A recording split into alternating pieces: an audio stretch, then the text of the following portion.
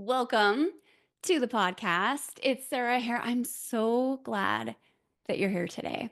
Today's episode is for anyone who's ever felt like they had to perform confidence instead of actually feeling it.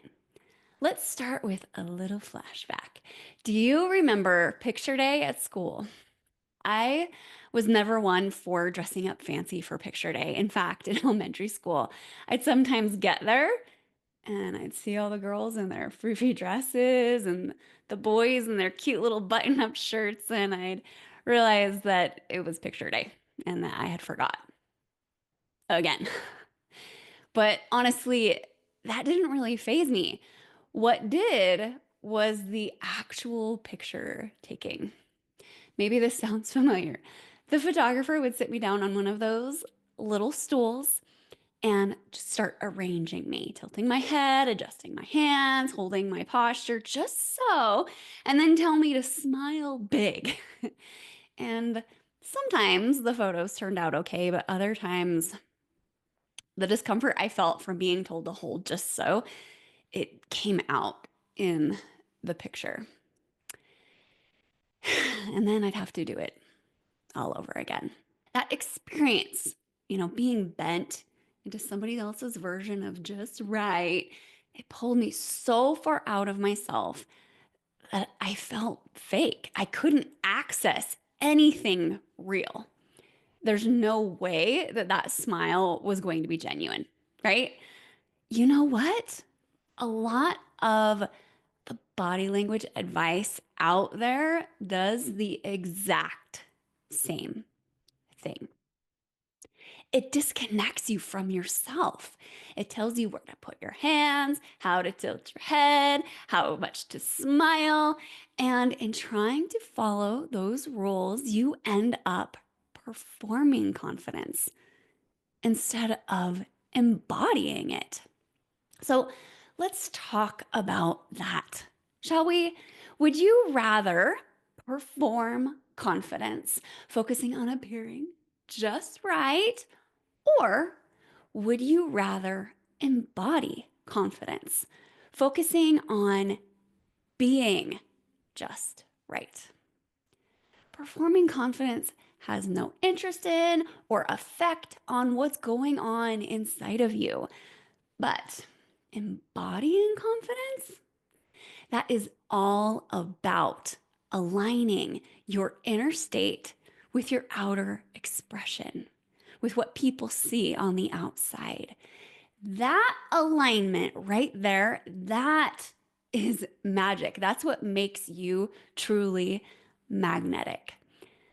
So, when I say that I am a body language and voice coach, I want you to know that this isn't about checking off a list of quote unquote right movements. In fact, most of the time when I see body language tips online, I cringe.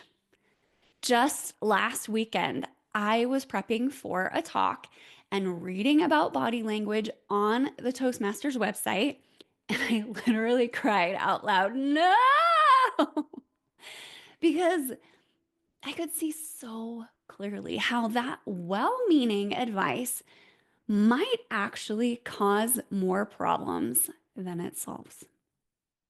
Problems happen because people they want to treat body language like a code that you can hack.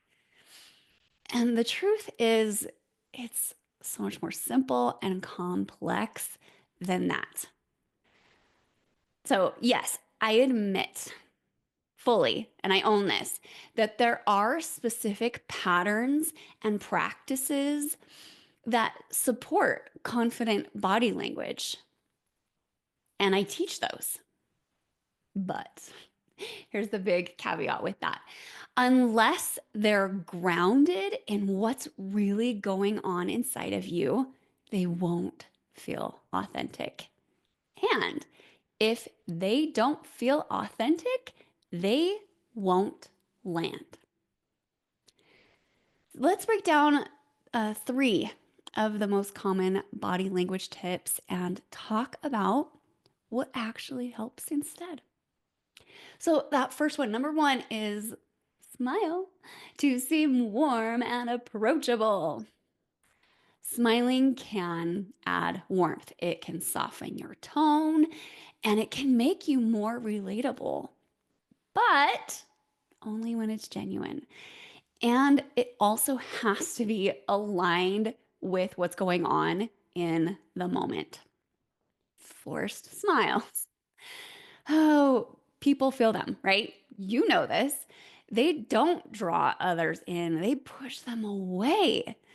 So, if you really want to be approachable, you need to have a state of care, confidence, authenticity, and that will make you feel approachable, whether you're smiling or not.